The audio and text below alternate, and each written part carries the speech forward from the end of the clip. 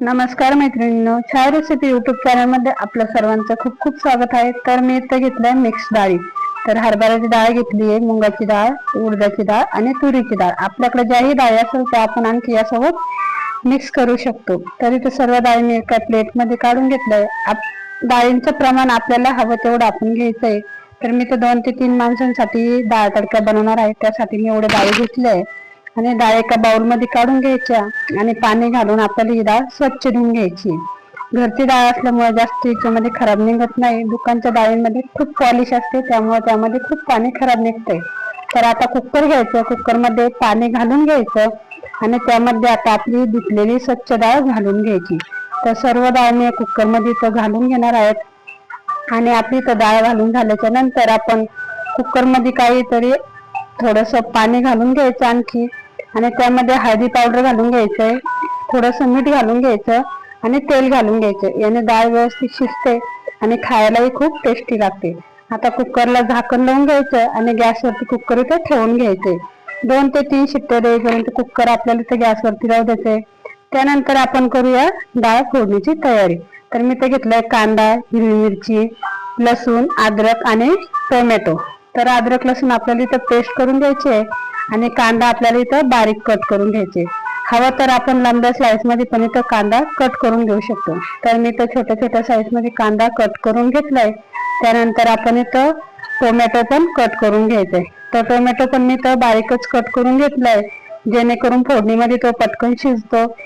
त्यामुळे मी इथं टोमॅटो बारीक कट करून घेतलाय। तर टोमॅटो पण आपल्या इथं कट करून झालाय। तर मिरचीची मी इथं डेट काढून घेतली आहे आणि मिरची लांब्या साईज मध्ये मी इथं कट करून घेते। तर सर्व मिरच्या आपण इथं लांब्या स्लाइस मध्ये कट करून घ्यायची आणि अद्रक लसूणची इथं पेस्ट तयार करून घेतली आहे। आता आपला गॅस आपण इथं बंद करून घ्यायचा आहे आणि कुकर खाली ठेवून घ्यायचे, कारण आपल्या कुकरच्या आता 2 ते 3 शिट्ट्या झाल्या म्हणजे डाळ मस्त अशी आपली इथं शिजली असेल।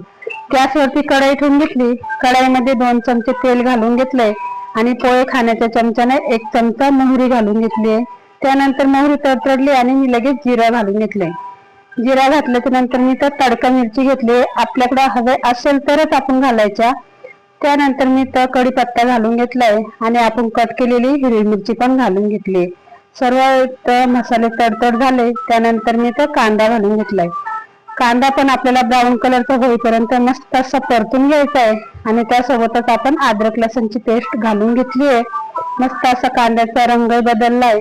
आता आपण यामध्ये घालून घ्यायचंय टोमॅटो। तर टोमॅटोला पण आपलं तेल सुटेपर्यंत परतून घेतलंय। आता मी इथं घालून घेतलंय अर्धा टीस्पून हळदी पावडर, आपल्या आवडीनुसार आपण लाल तिखट घालून घ्यायचे। त्यानंतर मी कांदा लसूण मसाला घालून घेतलाय आणि धनिया पावडर पण अर्धा चमचा घालून घेतलाय। हे सर्व मसाले आपल्याला इथं व्यवस्थित परतून घ्यायचे तेल सुटेपर्यंत आणि त्यानंतर आपली डाळ बघा तुम्ही मस्त अशी शिजली आहे। ती डाळ आपल्याला या फोडणीमध्ये घालून घ्यायची आहे।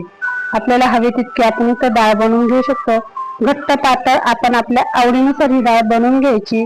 तर मी तर आणखी डाळीमध्ये पाणी घालून घेतलंय, जास्त पण घट्ट नकोय त्यासाठी।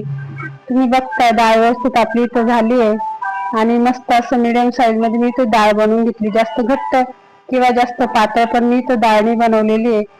आता यामध्ये आपण चवीनुसार मीठ घालून घ्यायचंय। आपण डाळीमध्ये पहिलं पण मीठ घातलंय, त्यामुळे मी तर थोडं मीठ कमीच घालून घेतलंय। डाळीला छान अशी उकळ आली आहे। आणखी 2 ते 3 मिनिटं डाळ शिजून झाल्यानंतर तुम्ही बघताय मस्त अशी आपल्या डाळीला इथं कलर आलाय आणि खूप छान अशी तर्री पण आली आहे आणि मस्त अशी आपली डाळ शिजून झाली आहे। यामध्ये आता आपण बारीक कट केलेली कोथिंबीर घालून घ्यायची आणि तुम्ही बघताय रंगही खूप छान आलाय डाळीला। आणि ही डाळ आपल्याला बाजरीची भाकर, ज्वारीची भाकर किंवा चपाती सोबत खूप छान लागते। तुम्ही पण एक वेळेस ही डाळ नक्की घरी ट्राय करा। आमच्याकडे भंडाऱ्यामध्ये ही डाळ करता, त्यामुळे मी आज डाळ घरी बनवून बघितली तर खूप छान अशी आपली इथं डाळ तयार झाली आहे। ज्यांनी माझ्या चॅनलला सबस्क्राईब केलं नाही त्यांनी सबस्क्राईब करा आणि आजची ही रेसिपी आवडली असेल तर व्हिडिओला लाईक करा, शेअर करा। पूर्ण व्हिडिओ बघितल्याबद्दल धन्यवाद।